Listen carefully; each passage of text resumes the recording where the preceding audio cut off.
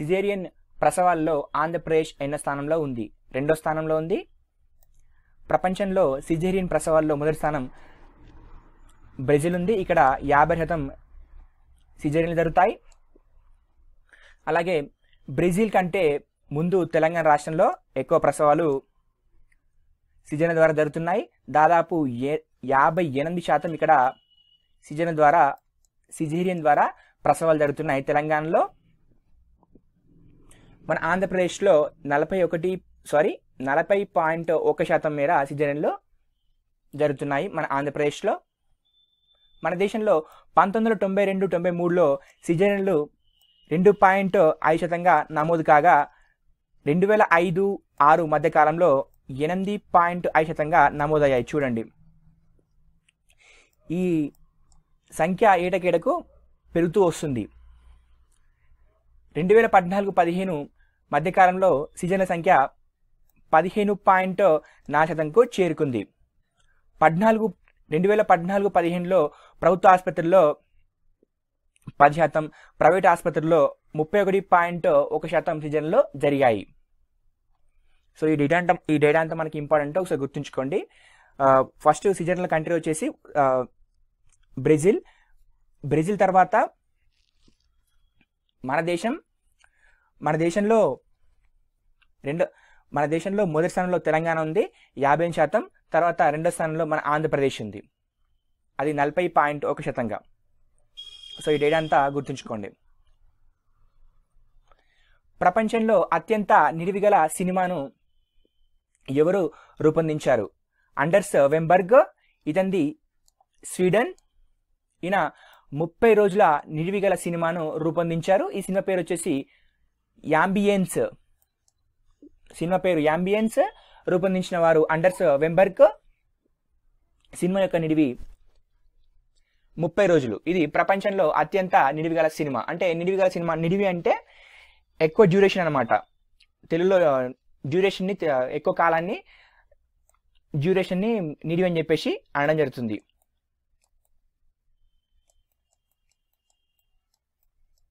So నిడివి అంటే duration అని చెప్పేసి గుర్తుంచుకోండి. రామ్నాథ్ కోవింద్ ఎన్నో రాష్ట్రపతి? రామ్నాథ్ కోవింద్ 14వ రాష్ట్రపతి. ఈయన 2వ దళిత రాష్ట్రపతి. ఉత్తరప్రదేశ్ నుంచి ఎన్నికైన మొదటి రాష్ట్రపతి రామ్నాథ్ కోవింద్ గారు. ఇతనికి అనుకూలంగా 7,02,044 ఓట్లు పడ్డాయి. 65.65% ఓట్లు సాధించారు రామ్నాథ్ కోవింద్ గారు. మీరా కుమారికి 3,67,314 ఓట్లు సాధించారు. అంటే 34.3% ఓట్లు సాధించారు మీరా కుమారి గారు. ఈమె స్వతంత్ర సమరయోధుడైన బాబు జగ్జీవన్ రామ్ కుమార్తె, మాజీ లోక్సభ స్పీకర్ మీరా కుమారి గారు. ఎయిడ్స్ సైన్స్ సదస్సు ఎక్కడ జరగనుంది? ప్యారిస్లో జరగనుంది. ఈ సందర్భంగా యునైటెడ్ నేషన్స్ ఎయిడ్స్కు సంబంధించి ఒక నివేదికను విడుదల చేసింది. ఆ నివేదిక ఏంటో చూద్దాం ఒకసారి. 2005 నుంచి 16 కాలం మధ్య ఎయిడ్స్ మరణాల సంఖ్య 19 లక్షల నుంచి 10 లక్షలకు తగ్గిందని చెప్పేసి రిపోర్ట్లో పేర్కొంది. 2016లో 3.67 కోట్లకు గాను 1.95 కోట్ల మంది HIV బాధితులు చికిత్స తీసుకుంటున్నారని చెప్పేసి రిపోర్ట్లో పేర్కొంది. అంటే దాదాపు సగం కంటే ఎక్కువ. ప్రపంచంలో సగం మంది బాధితులుండే తూర్పు దక్షిణాఫ్రికా ప్రాంతంలో ఎయిడ్స్ తగ్గుతుందని చెప్పేసి ఈ రిపోర్ట్లో పేర్కొంది. 2010 నుంచి ఈ ప్రాంతంలో ఎయిడ్స్ మరణాల సంఖ్య 40% మేర తగ్గిందని చెప్పేసి ఈ రిపోర్ట్లో పేర్కొంది.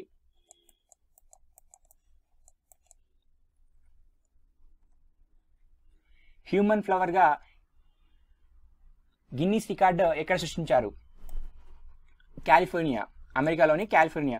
దాదాపు 2,400 మంది పువ్వు ఆకృతిలో ఒకే చోట నిలబడ్డారు. అది ఒక 5 నిమిషాల పాటు నిలబడ్డారు వీళ్ళంతా. దీనికి ఆస్ట్రేలియన్ ఆర్ట్ మ్యూజియం వేదిక అయింది.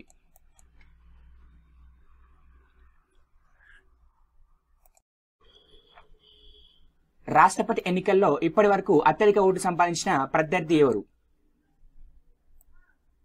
మీరా కుమార్. ఈమె 50 ఏళ్ల చరిత్రను తిరిగి రాశారు. ఈమెకు 3 లక్షల పైచిలకు ఓట్లు లభించడం జరిగింది. రామ్నాథ్ కోవింద్ గారికి 65.6% ఓట్లు రాగా మీరా కుమారి గారికి 34.35% ఓట్లు లభించాయి. సో ఏంటంటే ఈమె రాష్ట్రపతి ఎన్నికల్లో ఓడిన ప్రత్యర్థుల్లో అత్యధిక ఓటు సంపాదించారు మీరా కుమారి గారు. ఇంతకుముందు ఈ రికార్డు కోకా సుబ్బారావు పేరిట ఉండేది. కోకా సుబ్బారావు పేరు చెప్పగానే మనకు గుర్తొచ్చేది ఆంధ్రప్రదేశ్ హైకోర్టు మొదటి ప్రధాన న్యాయమూర్తి ఎవరంటే కోకా సుబ్బారావు అని చెప్పుకోవచ్చు. అండ్ నెక్స్ట్, ఇటీవల భారత్ ఎంతమంది పాకిస్తాన్ పౌరులకు భారత పౌరసత్వం కల్పించింది? 114 మందికి భారత పౌరసత్వం కల్పించింది. ఇది గుజరాత్ లో కల్పించడం జరిగింది. సో ఏంటంటే భారత పౌరసత్వ చట్టం ప్రకారం భారత పౌరసత్వం కోరుతూ వచ్చిన దరఖాస్తులపై జిల్లా కలెక్టర్దే తుది నిర్ణయం. అంటే ఏ దేశుడైనా, ఏ దేశం నుంచి వచ్చిన పౌరుడైనా మన దేశం పౌరసత్వం కోసం అప్పీల్ చేసుకోవచ్చు. అది జిల్లా కలెక్టర్ వద్ద అప్పీల్ చేసుకోవచ్చు. ఆ దరఖాస్తు చూసి ఆ కలెక్టర్ డిసైడ్ చేస్తారనమాట. సో అల్టిమేట్ డిసిషన్ ఆ కలెక్టర్ అని చెప్పుకోవచ్చు. సో ఇక్కడ ఏంటంటే మనకు భారత పౌరసత్వ చట్టం 1955 అని చెప్పేసి చెప్పుకోవచ్చు. సేమ్ 1950 ప్రకారం ఏంటంటే ఒక వేరే దేశ పౌరునికి మన దేశ పౌరసత్వం ఇవ్వాలా లేదని చెప్పేసి డిసైడ్ చేసేది కలెక్టర్ అని చెప్పి చెప్పుకోవచ్చు. 1955 చట్టం ప్రకారం అని చెప్పి చెప్పుకోవచ్చు. ఇది గుర్తుంచుకోండి. మెయిన్ ఇంపార్టెంట్ ఏంటంటే ఈ 1950 చట్టం, ఇది ఒకటి గుర్తుంచుకోండి. నెక్స్ట్, ఇటీవల కంట్రోలర్ అండ్ ఆడిటర్ జనరల్ ఏ రిపోర్ట్ను విడుదల చేసింది? రైళ్లలో ప్రజలకు అందిస్తున్న ఆహారం గురించి రిపోర్ట్ను విడుదల చేసింది. ఇది తినడానికి పనికిరాని ఆహారం అని చెప్పేసి వ్యాఖ్యానించింది. పాడైపోయిన ఆహారం, రీసైక్లింగ్ ఫుడ్ ప్యాకెట్లో ఉంచిన ఆహారం, గుర్తింపు లేని కంపెనీల వాటర్ బాటిల్స్ తదితర ప్రయాణికులకు రైల్వే అందిస్తుందని చెప్పేసి కాగ్ తన రిపోర్ట్లో పేర్కొందనమాట. అంటే ఏంటంటే సో పాడైపోయిన ఆహారము, రీసైక్లింగ్ చేసిన ఫుడ్ ప్యాకెట్లు అందిస్తుందని చెప్పేసి కాగ్ తన రిపోర్ట్లో పేర్కొంది. నెక్స్ట్, ప్లాస్టిక్ వ్యర్థాలు ప్రపంచవ్యాప్తంగా 2015 నాటికి ఎంత పెరిగాయని చెప్పేసి చెప్పుకోవచ్చు. 2015 నాటికి 830 కోట్ల టన్నులు ప్లాస్టిక్ పెరిగిందని చెప్పుకోవచ్చు. ఇందులో 630 కోట్ల టన్నులు వ్యర్థాలుగా మారి పర్యావరణంలోకి చేరినట్టు అంచనా. పరిస్థితి ఇలాగే కొనసాగితే 2050 నాటికి భూగ్రహం పైన 1200 కోట్ల టన్నులు ప్లాస్టిక్ వ్యర్థాలు పెరిగిపోతాయని చెప్పేసి అమెరికాకు చెందిన university of Georgia, university of California శాస్త్రవేత్తలు తెలియజేశారు. సో ఈ రిపోర్ట్ను ఎవరు విడుదల చేశారంటే university of Georgia, university of California విడుదల చేసింది. ఏంటంటే 2015 నాటికి 830 కోట్ల టన్నులు ప్లాస్టిక్ పెరిగిపోయిందని, అందులో 630 టన్నుల వ్యర్థాలు పర్యావరణంలోకి చేరినట్టు చెప్పేసి యూనివర్సిటీ వారు నివేదికలో వెల్లడించారు. ఈ ప్లాస్టిక్ వినియోగం ఎప్పుడు ప్రారంభమైందంటే 1950 నుంచి ప్లాస్టిక్ వినియోగం ప్రారంభమైంది. నెక్స్ట్, దేశంలో ఎక్కువగా బాల్య వివాహాలు ఎక్కడ జరుగుతున్నాయి? ఎక్కువ ఏం చేస్తుందంటే ఏ రాష్ట్రాలు జరుగుతున్నాయంటే 70% బాల్య వివాహాలు ఉత్తరప్రదేశ్, ఆంధ్రప్రదేశ్, పశ్చిమ బెంగాల్, రాజస్థాన్, బీహార్ రాష్ట్రాలు జరుగుతున్నాయి. మరియు మహారాష్ట్ర, మధ్యప్రదేశ్ ఈ రాష్ట్రాల్లోనే 70% మేర బాల్య వివాహాలు జరుగుతున్నాయి. సో ఈ రాష్ట్రాలు గుర్తుంచుకోండి. ప్రపంచవ్యాప్తంగా జరుగుతున్న బాల్య వివాహాల్లో భారత్లో 33% బాల్య వివాహాలు జరుగుతున్నాయి. దాదాపు 10.3 కోట్ల భారతీయులకు 18 ఏళ్లు నిండకుండానే పెళ్లి జరుగుతున్నాయి. అందులో 8.52 కోట్ల మంది బాలికలు ఉన్నారని చెప్పేసి ఒక నివేదిక పేర్కొంది. ఆర్థిక సంవత్సరాన్ని ఎప్పటి నుంచి ఎప్పటి వరకు మార్చారు? ఈ ఆర్థిక సంవత్సరం ఎప్పుడైనా ఏంటంటే ఏప్రిల్ 1 నుంచి మార్చ్ 31కి ఆర్థిక సంవత్సరం ఎవ్రీ ఇయర్ ఉంటుంది. కాకపోతే ఈసారి ఏం చేస్తారంటే జనవరి నుంచి డిసెంబర్కు ఈ ఆర్థిక సంవత్సరాన్ని మార్చాలని చెప్పేసి కేంద్ర ఆర్థిక శాఖ చూస్తుంది.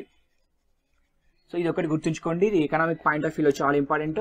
ఇంకొక విషయం ఏంటంటే ఎప్పుడు బడ్జెట్ని మనకు ఫిబ్రవరి లాస్ట్ వర్కింగ్ డే రోజు ప్రవేశపెడుతుండే, అది సాంప్రదాయం. అది 2016 వరకు అలా చేస్తుండే. కానీ మొన్న 2017లో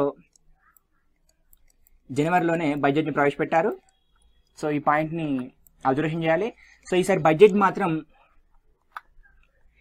ఎప్పుడు ప్రవేశపెడతారో చూడాలి. సో ఇంతకుముందు పేపర్లో స్టేట్మెంట్ ఇస్తారు వాళ్ళు ఏంటంటే బడ్జెట్ నవంబర్ లేదా డిసెంబర్లో ఉంటుందని చెప్పేసి బడ్జెట్ అనౌన్స్మెంట్ చేస్తారు. కానీ అది అఫీషియల్ కాదు. సో అఫీషియల్ విషయంగా చూద్దాం ఒకసారి. సో ఇది మాత్రం అఫీషియల్. సో ఆర్థిక సంవత్సరాన్ని జనవరి నుంచి డిసెంబర్కు మారుస్తున్నారు. నెక్స్ట్, భారత మెడికల్ కౌన్సిల్ ప్రకారం డాక్టర్ల నిష్పత్తి ఎంత అంటే ప్రతి 1000 మంది జనాభాకు 0.62% ఉందని చెప్పేసి కేంద్రం వెల్లడించింది.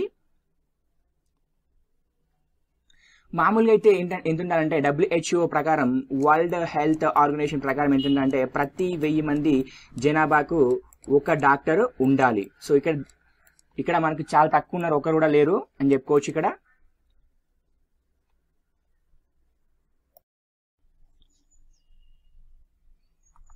ఇటీవల మరణించిన ఇస్రో మాజీ చైర్మన్ పేరు ఆచార్య ఉడిపి రామచంద్రరావు. ఇతని జన్మస్థానం కర్ణాటకలోని ఉడిపి జిల్లా అదమారు. 1975లో భారత తొలి అంతరిక్ష నౌక ఆర్యభట తయారీలో కీలక పాత్ర పోషించారు. 1984 నుంచి 92 వరకు భారత అంతరిక్ష విజ్ఞాన సంస్థ అధ్యక్షుడిగా పనిచేశారు. ఆర్యభటతో పాటు భాస్కర, యాపిల్, రోహిణి, ఇన్సాట్ 1, 2 శ్రేణులు, GSLV లాంటి వినూత్నమైన అంతరిక్ష ప్రయాల రూపకల్పనకు ఈయన తనదైన పాత్ర పోషించారు. అన్నిటికీ మించి 2013లో Washington satellite hall of fame అవార్డును పొందారు. 2016లో అంతర్జాతీయ ఖగోళ సమాఖ్య హాల్ ఆఫ్ ఫేమ్ పురస్కారాలు లభించాయి. ఈ గంటలు సాధించిన తొలి భారతీయుడిగా UR రావు చరిత్రలో నిలిచారు. చైనా సరిహద్దు వరకు త్వరగా చేరుకునేందుకు వీలుగా ఏ రాష్ట్రంలో 2 సొరంగాలు నిర్మించాలని చెప్పేసి బార్డర్ రోడ్స్ ఆర్గనైజేషన్ నిర్ణయించింది. అరుణాచల్ ప్రదేశ్ 4170 మీటర్ల ఎత్తు ఉన్న సేలాపస్ వద్ద వీటిని నిర్మించనున్నారు. కేంద్రం ఏ నౌకాయాన బిల్లులను రద్దు చేసి కొత్త బిల్లులను ప్రవేశపెట్టింది. బ్రిటిష్ ప్రభుత్వం కాలం నాటి 2 బిల్లులను రద్దు చేసింది. ఆ బిల్లు ఏంటో చూద్దాం. అడ్మిరాల్టీ కోర్టు చట్టం 1861, కలోనియల్ కోర్ట్స్ ఆఫ్ అడ్మిరాల్టీ చట్టం 1890. ఈ చట్టాలను రద్దు చేసి వీటి బదులు అడ్మిరాల్టీ 2017 బిల్లును రూపొందించింది. దీని ప్రకారం ఏంటంటే ఈ కొత్త చట్టం ప్రకారం ఏంటంటే దీనికి సంబంధించిన వివాదాలను కర్ణాటక, గుజరాత్, ఒరిస్సా, కేరళ, హైదరాబాద్ కేంద్రం పేర్కొన్న హైకోర్టుల్లో వీటిని సమస్యలను పరిష్కరించే అధికారం ఉంటుంది. కానీ ఇంతకుముందు ఎలా ఉంటుందంటే పాత చట్టాలకు మాత్రం కలకత్తా, మద్రాస్, బొంబాయి హైకోర్టుల్లో మాత్రమే పరిష్కరించడానికి వీలుండేది.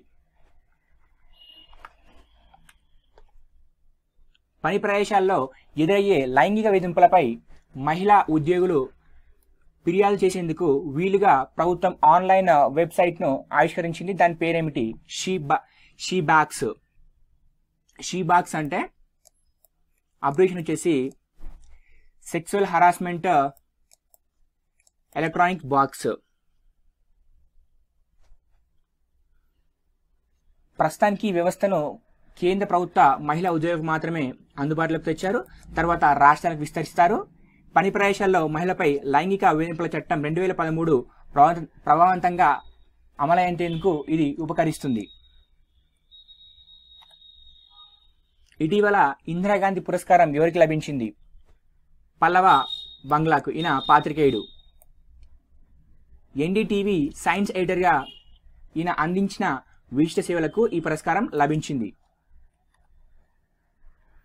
యూనిసెఫ్ సౌహార్ద రాయబారి ఎవరు? యూనిసెఫ్ సౌహార్ద రాయబారి ఎవరు? Big B Amitabh Bachchan. UNICEF సౌహార్ద రాయబారిగా బిగ్ బి అమితాబ్ బచ్చన్ ఇంతకుముందు చేశారు. ఇతని పదవీ కాలాన్ని మరో 2 ఏళ్ల పాటు ఎక్స్టెన్షన్ చేశారు. ఇప్పటికే ఈయన మిజైల్స్, రూబెల్లా టీకాల ప్రాయత వ్యాప్తి చైతన్య సాధన కోసం పనిచేశారు.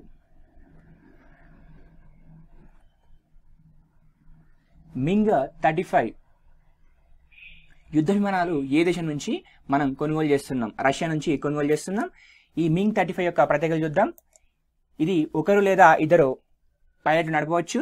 టేకాఫ్ సమయంలో గరిష్ట బరువు వచ్చేసి దీన్ని 29,700 కిలోలు, ఎత్తులో గరిష్ట వేగం వచ్చేసి గంటకు 2,400 కిలోమీటర్లు, సముద్ర మట్టంలో గంటకు దీని వేగం వచ్చేసి 1,450 కిలోమీటర్లు.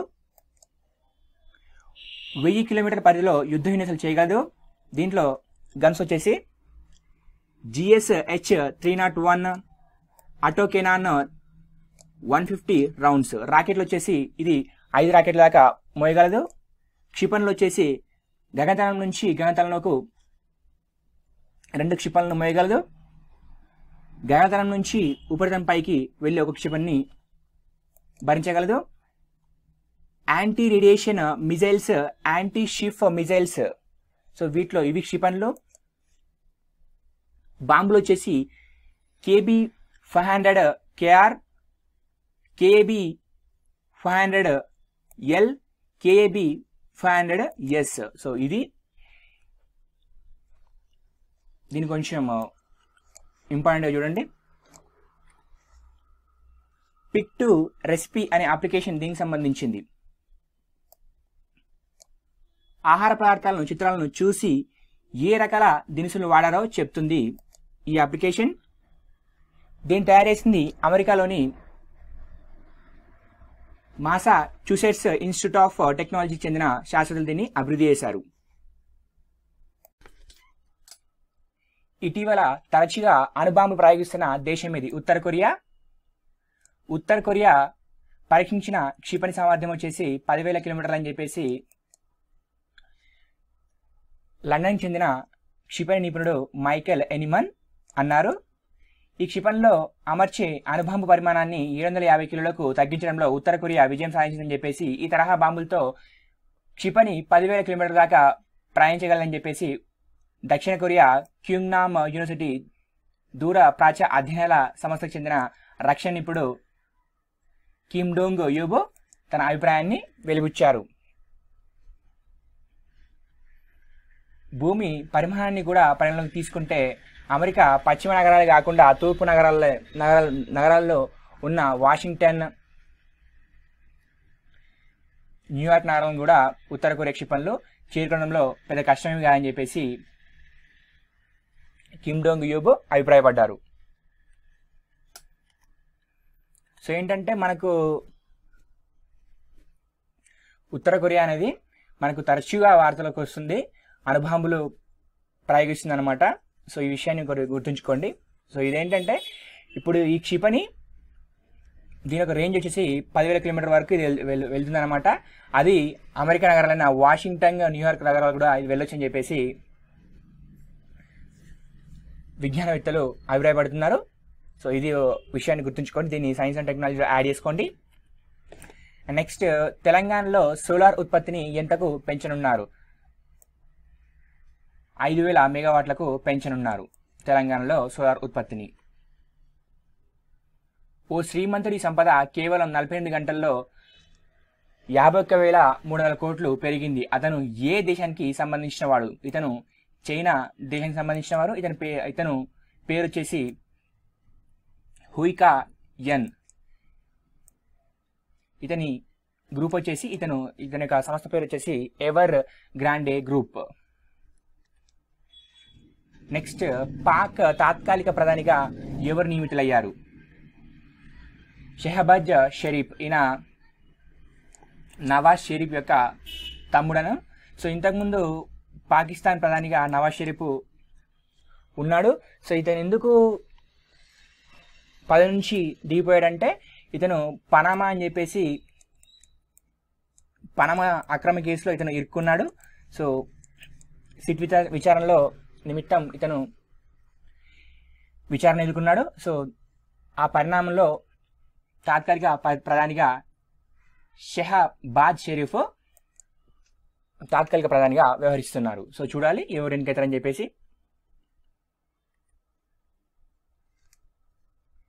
నెక్స్ట్, ఇరాన్ ఇటీవల ఏ క్షిపణిని ప్రయోగించింది? సారీ, ఇక్కడ నేను ఏ అని మెన్షన్ చేయలేదు. ఏ క్షిపణిని ప్రయోగించింది?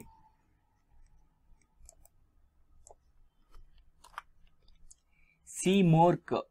ఇరాన్ సీమోర్క్ అనే క్షిపణిని ప్రయోగించింది. సో ఏంటంటే ఇది ఐక్యరాజ్య సమితి భద్రతా మండలి తీర్మానానికి వ్యతిరేకంగా ఉందని చెప్పేసి అమెరికా, బ్రిటన్, ఫ్రాన్స్, జర్మనీలో పేర్కొన్నాయి.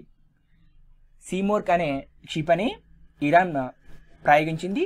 సో ఇది ఐక్యరాజ్య సమితి భద్రతా మండలి తీర్మానానికి వ్యతిరేకంగా ఉందని చెప్పేసి అమెరికా, బ్రిటన్, ఫ్రాన్స్, జర్మనీ దేశాలు పేర్కొన్నాయి. అండ్ నెక్స్ట్, మహిళల ఫీబా ఆసియా కప్ విజేత ఎవరు? భారతదేశం. ఈ టోర్నీ బెంగళూరులో జరిగింది.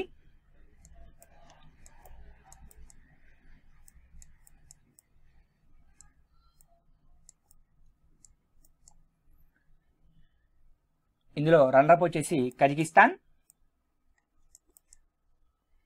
సో విజేత వచ్చేసి మన దేశం, రన్నరప్ వచ్చేసి కజకిస్తాన్. ఈ విషయాన్ని గుర్తుంచుకోండి. టోర్నీ మాత్రం బెంగళూరులో జరిగింది. నెక్స్ట్, తొలి మానవరహిత యుద్ధ ట్యాంకు పేరేమిటి? మంత్ర. ఈ దేశంలోనే తొలి మానవరహిత యుద్ధ ట్యాంకు, దీని పేరు వచ్చేసి మంత్ర. దీన్ని తయారు చేసింది అవాండిలోని ట్యాంక్ పరిశ్రమ. సో తయారైంది అవాండిలోని ట్యాంక్ పరిశ్రమలో ఇది తయారైంది. మన అబ్దుల్ కలాం సార్ వర్ధంతి సందర్భంగా అవాండిలోని కబాట్ వెహికల్స్ రీసెర్చ్ అండ్ డెవలప్మెంట్ ఎస్టాబ్లిష్మెంట్లో ఒక ప్రదర్శన ఏర్పాటు చేశారు. సో దాంట్లో దీన్ని ప్రదర్శనకు ఉంచారన్నమాట. సో వీటిలో 3 రకాలు ఉన్నాయని చెప్పేసి డిఆర్డిఓ వెల్లడించింది. ఒకటి నిఘా, మరొకటి మందుపాతల గుర్తింపుకు వినియోగం అని చెప్పేసి డిఆర్డిఓ పేర్కొంది. సో ఏంటంటే ఇక్కడ మనం గుర్తుంచుకోవాల్సిన అంశం ఏంటంటే దేశంలో తొలి మానవరహిత యుద్ధ ట్యాంక్ పేరు ఏంటంటే మంత్ర అని చెప్పేసి గుర్తుంచుకోండి. ఇది సైన్స్ అండ్ టెక్నాలజీ కిందలో యాడ్ చేసుకోవచ్చు ఈ పాయింట్ని.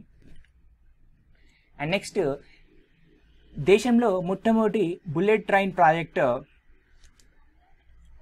MAHSRకు ఏ దేశం సహకారం అందిస్తుంది? జపాన్.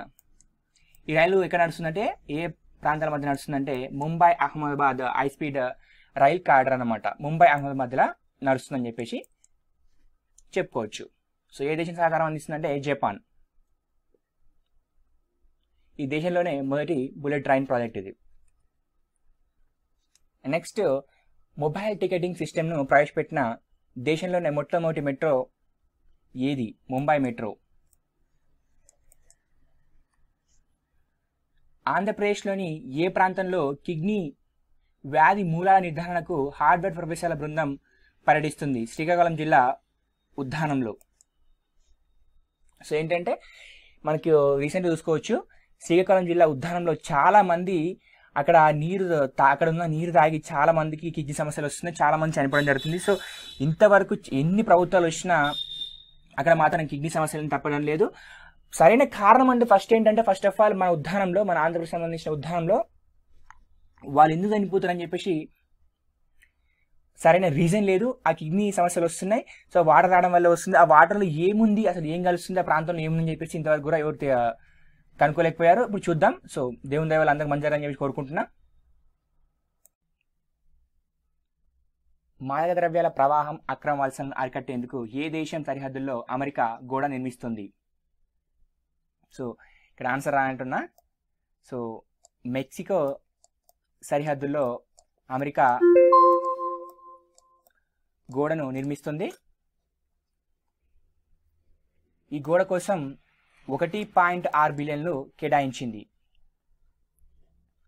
ఏ దేశ సరిహద్దుల్లో అంటే మెక్సికో దేశ సరిహద్దుల్లో అమెరికా గోడ నిర్మిస్తుంది. ఎందుకోసం అంటే మాదక ద్రవ్యాల నిరోధం మరియు అక్రమ వలసలను అరికట్టేందుకోసం ఈ గోడను నిర్మిస్తుంది. సో దీనికి అఫీషియల్గా అంటూ పేరెంట్ నిర్ణయం చేయలేదు, పేరు వచ్చిన తర్వాత మనం ఆడుకుందాం. నెక్స్ట్, చట్టబద్ధంగా ఫార్మసీలో గంజాయి అమ్మకాలను చేసిన దేశం ఇది. సో ఇది మనకు చాలా ఇంపార్టెంట్. ఈ మధ్య మనం డ్రగ్స్ కేసు గురించి చూస్తూ ఉన్నాం, చాలా రీసెంట్గా వస్తూ ఉంది, చాలా ఎవ్రీడే న్యూస్లో వస్తుంది గత 1 వీక్ నుంచి. సో ఏంటంటే డ్రగ్స్ని లీగల్ చేసి అమ్ముతున్న దేశం ఏదంటే ఇది ప్రపంచంలో మొట్టమొదటి దేశం వచ్చేసి ఉరుగ్వే. సో ఏంటంటే ఇక్కడ 2013లో అక్కడ జనరల్ అసెంబ్లీలో తీర్మానం పెట్టారు. సో అది కాస్త మొన్న రీసెంట్గా ఆ బిల్లు పాస్ అయిపోయింది. ఇక్కడ ఇంకొక విషయం ఏంటంటే ఇక్కడ మనం ఆడుకోవాల్సింది, కేంద్ర శిశు సంక్షేమ శాఖ మేనకా గాంధీ గారు నిన్న స్టేట్మెంట్ ఇచ్చారు. ఏంటంటే మెడికల్ ఫీల్డ్లో డ్రగ్స్ని లీగల్ చేయాలని చెప్పేసి, అంటే ఓన్లీ మెడికల్ వైద్యంలో మాత్రమే డ్రగ్స్ని లీగల్ చేయాలి అని చెప్పేసి, చికిత్స కోసం డ్రగ్స్ను లీగల్ చేయాలని చెప్పేసి మనకు మేనకా గాంధీ గారు చెప్పడం జరిగింది. సో 2 విషయాలను కంపేర్ చేసుకోండి. సో ఇది మాత్రం ఉరుగ్వే మాత్రం గుర్తుపెట్టుకోండి. ప్రపంచంలోనే డ్రగ్స్ని లీగల్ చేసిన దేశం వచ్చేసి ఉరుగ్వే. ఇక్కడ ఏంటంటే డ్రగ్స్ను ఇక్కడ లీగల్ అమ్మేస్తారు, అక్కడ ఉన్న మెడికల్ షాపుల వాళ్ళు డ్రగ్స్ను లీగల్గా అమ్మేస్తారనమాట. నెక్స్ట్, ఇటీవల ఏ వైద్యులకు ప్రత్యేక లోగోను కేంద్రం సృష్టించింది? అల్లోపతి వైద్యులకు. సో వాళ్ళకు లోగో ఎలా ఉంటుందంటే, సో మామూలుగా మనకు ప్లస్ గుర్తులో ఉంటుంది మెడికల్ ఫీల్డ్ వాళ్ళకు. సో దాంట్లో ప్లస్ గుర్తులో వచ్చేసి దాంట్లో జస్ట్ ఇట్లా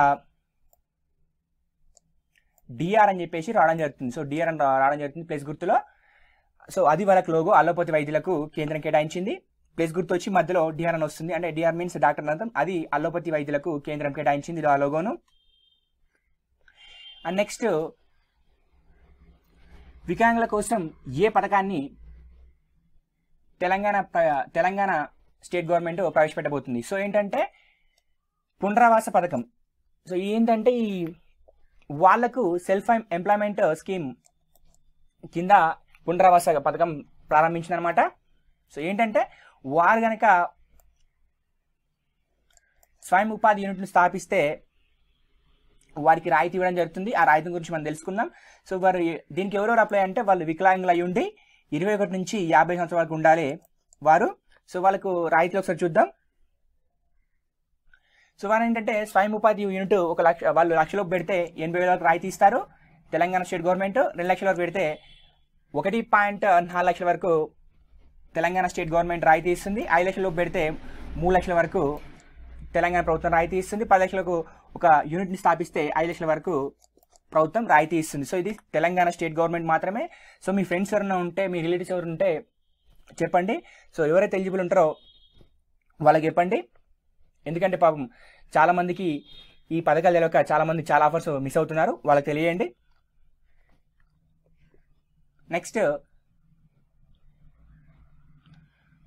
మధుమేహ వ్యాధిగ్రస్తుల సంఖ్యలో అగ్రస్థానంలో ఏ దేశాలు ఉన్నాయి?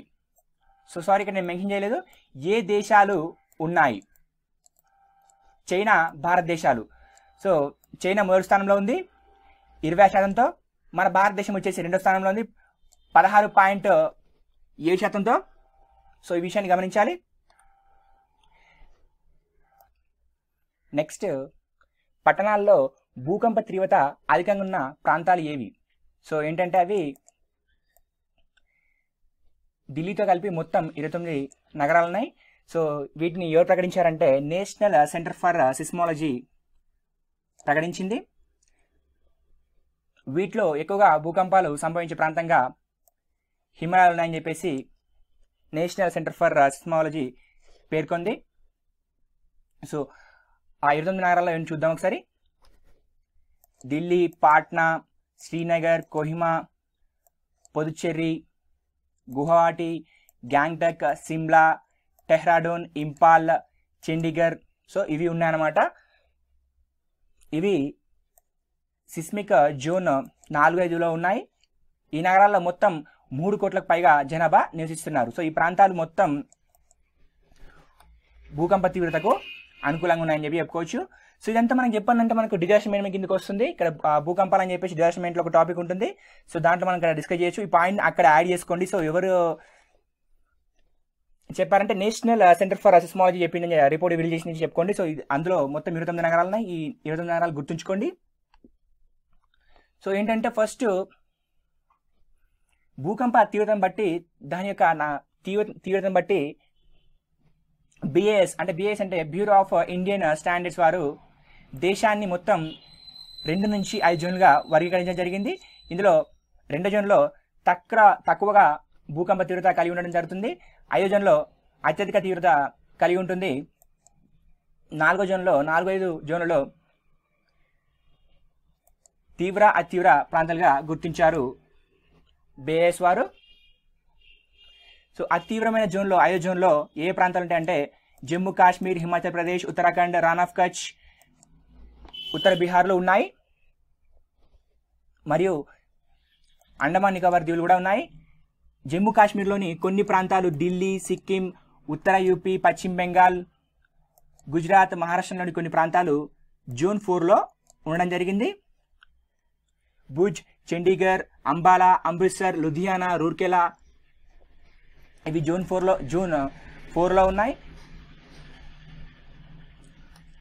సో ఏంటంటే ఇవి మనకు గుర్తుంచుకోండి. సో ఇది national centre for seismology report ఇచ్చిందనమాట 29 నగరాల గురించి. ఈ నగరాలు అత్యధికంగా భూకంప తిరుగుతుందని చెప్పేసి రిపోర్ట్ ఇవ్వడం జరిగింది. సో మనకు ఇదంతా డిజాస్టర్ మేనేజ్మెంట్ కిందకి వస్తుంది. దేశాన్ని 2 నుంచి 5 జోన్లుగా విభజించడం జరిగింది బిఏఎస్ వారు. ఇది కూడా మనకు గుర్తుంచుకోండి. ఇది అంతా మనకు డిజాస్టర్ మేనేజ్మెంట్లో వస్తుంది. ఈ కంపల్సరీ పాయింట్ను యాడ్ చేసుకోండి. ఎందుకంటే ఇది ఇటు కరెంట్ అఫైర్స్గా పనికి వస్తుంది, అటు డిజాస్టర్ మేనేజ్మెంట్ కింద కూడా మనకు పనికి వస్తుంది. అండ్ నెక్స్ట్ దేశంలోనే ఒక అరుదైన రికార్డ్ సాధించిన ఆర్ఓబి ఏది? సో మలక్పేట్ ఆర్ఓబి అంటే ఏం లేదు, ఫుల్ ఫామ్ వచ్చేసి రోడ్ ఓవర్ బ్రిడ్జ్. సో ఈ నిర్మాణం అనేది దేశంలోనే ఒక అరుదైన రికార్డు సాధించింది. 164 అడుగుల పొడవైన ఒక ప్రధాన స్పాన్ నిర్మాణాన్ని 25 రోజుల్లో పూర్తి చేయడం ద్వారా ఆర్ఓబి నిర్మాణంలోనే సరికొత్త రికార్డు సృష్టించడం జరిగింది. సో ఈ ఆర్ఓబి అనేది మెట్రో రైళ్లకు కట్టడం జరుగుతుంది.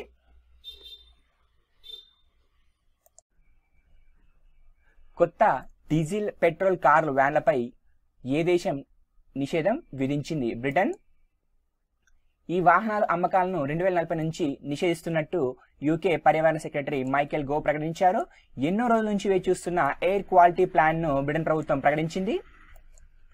ఇక 2040 నుంచి అన్ని వాహనాలు, కార్లు పూర్తిగా ఎలక్ట్రానిక్స్తో నడిచేలా ప్లాన్ చేస్తున్నారు. ప్రస్తుతం బ్రిటన్ మార్కెట్లో ఎలక్ట్రానిక్ వాహనాల అమ్మకాలు 1% కంటే తక్కువగా ఉన్నాయి. 2040 తర్వాత ఉద్గార రహిత వాహనాలు అమ్మాలని చెప్పేసి 2011లోనే ఆ దేశ సంకీర్ణ ప్రభుత్వం కార్బన్ ప్లాన్ ను తీసుకొచ్చింది. దీనిలోనే 2040 నుంచి ఎలాంటి పెట్రోల్, డీజిల్ కార్లు రోడ్లపై నడపకుండా చేయాలని చెప్పేసి టార్గెట్ గా పెట్టుకున్నారు. నెక్స్ట్ మూర్సైడ్ అణు విద్యుత్ కేంద్రం ఎక్కడ నిర్మించబోతున్నారు? ఇది బ్రిటన్లో నిర్మించబోతున్నారు. బ్రిటన్లోని కాంబియా ప్రాంతంలో ఓ కొత్త అణు విద్యుత్ ప్లాంట్ ను ఏర్పాటు చేయబోతున్నారు. అయితే ప్రస్తుతం ఆ ప్రాంతం అంతా పచ్చిక బయలుతో అందంగా ఉంటుంది. ప్లాంట్ ఉన్న చోట పచ్చదనాన్ని కాపాడుతూనే దాన్ని ఓ అందమైన ల్యాండ్ స్కేపింగ్ కూడా చేయాలని చెప్పేసి వన్ క్రియేటివ్ ఎన్విరాన్మెంట్ అనే సంస్థ డిస్కవరీ పార్క్ తో ఒక ప్రతిపాదన చేసిందనమాట. అయితే ఆ ఫ్యాక్టరీకి ఇరువైపులా గాజు పట్టి గొట్టాలు పెట్టి అవి కాంతి, నీటి తుంపర్ల సహాయంతో 7 రంగుల హరివిల్ను సృష్టిస్తాయని చెప్పేసి, అది నిత్యం అలానే కనిపిస్తాయని చెప్పేసి వన్ క్రియేటివ్ ఎన్విరాన్మెంట్ అనే సంస్థ తెలియజేసింది. ఫ్యాక్టరీ మొత్తాన్ని లక్ష టన్నుల మట్టితో కప్పేసి దాన్ని పచ్చిక బయళ్ళు ఏర్పాటు చేస్తామని చెప్పి దాని చుట్టూ పచ్చిక బయళ్ళు ఏర్పాటు చేస్తామని చెప్పేసి ఈ సంస్థ వెల్లడించింది. నెక్స్ట్ భూమి మీద అంగారక గ్రహాన్ని ఏ దేశం సృష్టిస్తుంది? చైనా. అయితే అంగారగ్రహంపై ఎలాంటి వాతావరణం ఉంటుందో అలాంటి వాతావరణమే భూమి మీద చైనా సృష్టిస్తుంది. దాన్ని శాస్త్ర విజ్ఞాన పరిశోధక కేంద్రంగా మరియు పర్యాటక ప్రాంతంగా అభివృద్ధి చేయాలని చెప్పేసి చైనా ప్రణాళిక వేసింది. ప్రాజెక్టు కోసం కింఘాయ్ రాష్ట్రంలో 95,000 చదరపు మైళ్ళు విస్తరించి ఉన్న ఎడారి ప్రాంతాన్ని ఎంపిక చేసింది. ఇదే ప్రాంతాన్ని ఎందుకు ఎంపిక చేసిందంటే అక్కడ అంగారగ్రహంపై ఉన్న వాతావరణం ఎలా ఉంటుందో కాస్త అలానే పోలి ఉంటుంది. ఇక్కడ 2020 సంవత్సరం నాటికి అంగారగ్రహంపైకి పరిశోధక యంత్రాలను పంపించడం, ఆ తర్వాత అక్కడికి మానవ వ్యోమగాములను పంపించాలన్న వ్యూహంతో భాగంగానే భూమిపై అంగారగ్రహాన్ని సృష్టిస్తున్నట్టు చైనా అకాడమీ ఆఫ్ సైన్సెస్ తెలియజేసింది. 2020లో అంగారగ్రహంపైకి పరిశోధన పరికరాలను పంపిస్తున్నట్టు చైనా గత జనవరి నెలలో ప్రకటించింది. ఇప్పటికే నాసా పంపించిన రోబోలు అక్కడ పరిశోధనలు సాగిస్తున్న విషయం తెలిసిందే. ఆలస్యంగా అంతరిక్ష పరిశోధనలపై దృష్టి సాధించిన చైనా ఆ రంగంలో కూడా ప్రపంచ ఆధిపత్యాన్ని సాధించాలని చెప్పేసి ఆశిస్తుంది. ఇటీవల సుప్రీం కోర్టు గ్రీన్ సిగ్నల్ ఇచ్చిన సినిమా ఏది?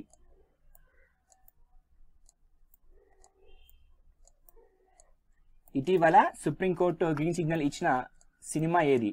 హిందూ సర్కార్,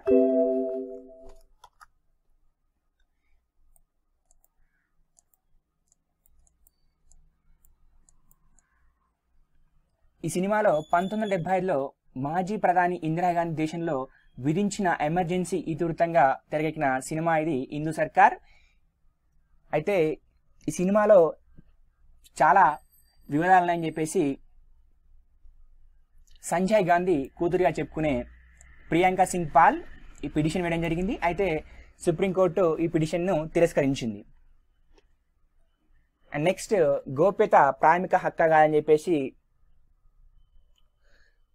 సుప్రీంకోర్టులో పిల్లడం జరిగింది. సో అది కేసు పేరు వచ్చేసి Aadhaar card versus union of India. So ఇది మనకు పర్టికులర్ అక్యురేట్గా చెప్పాలంటే మనకు పాలిటీలో ప్రాథమిక హక్కులు అని చెప్పేసి ఒక టాపిక్ వస్తుంది. దాంట్లో కేసులు అని చెప్పేసి చాలా కేసులు ఉంటాయి.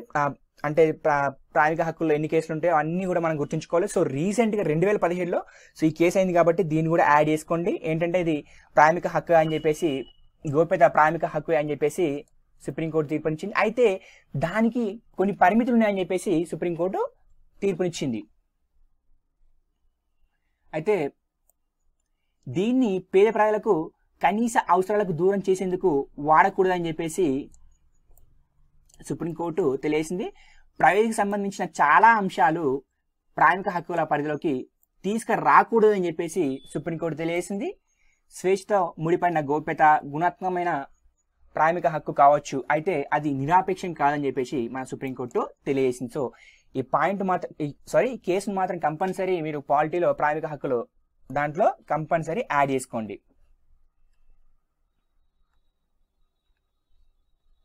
నెక్స్ట్ ఈ కేసు కూడా ఇంపార్టెంట్. మనకు ఇది కూడా మనకు ప్రాథమిక హక్కులో వస్తుంది. వందే మాతరం ప్రాథమిక హక్కా కాదని చెప్పేసి మన మద్రాస్ హైకోర్టులో పిల్ దాఖలైంది. అయితే ఇది మద్రాస్ హైకోర్టు ఇచ్చిన తీర్పు సుప్రీంకోర్టు తీర్పుకు పూర్తిగా విరుద్ధంగా ఉంది. ఆ తీర్పు ఏంటంటే సరైన కారణాలుంటే పౌరులు వందే మాతరం పాడకుండా ఉండవచ్చని చెప్పేసి మద్రాస్ హైకోర్టు తెలియజేసింది. సో మరి ఆ కారణాలు ఏంటో మద్రాస్ హైకోర్టు తెలియలేదు. సో మనకు సుప్రీంకోర్టు 2016 నవంబర్ నుంచి సినిమా థియేటర్లో జనగణమన మన జాతీయ గీతమైన జనగణమనను కంపల్సరీ ప్లే చేయాలని చెప్పేసి అది ప్లే అవుతున్నప్పుడు ప్రతి పౌరుడు నిల్చోవాలని చెప్పేసి సుప్రీంకోర్టు తీర్పునిచ్చింది. దీని నుంచి దివ్యాంగులకు మినహాయింపు ఇచ్చింది. సో ఈ విషయం మనకు తెలిసింది. సో దీనికి పూర్తిగా విరుద్ధంగా మనకు మద్రాస్ హైకోర్టు తీర్పునిచ్చింది. అయితే ఈ పిటిషన్ ఎవరు దాఖలు చేశారంటే ఒక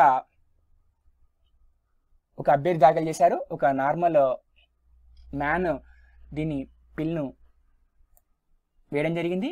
అయితే ఏంటంటే ఆయన ఎగ్జామ్ ఆ తమిళనాడు పిఎస్సి నిర్వహించిన పబ్లిక్ ఎగ్జామ్ రాయడం జరిగింది.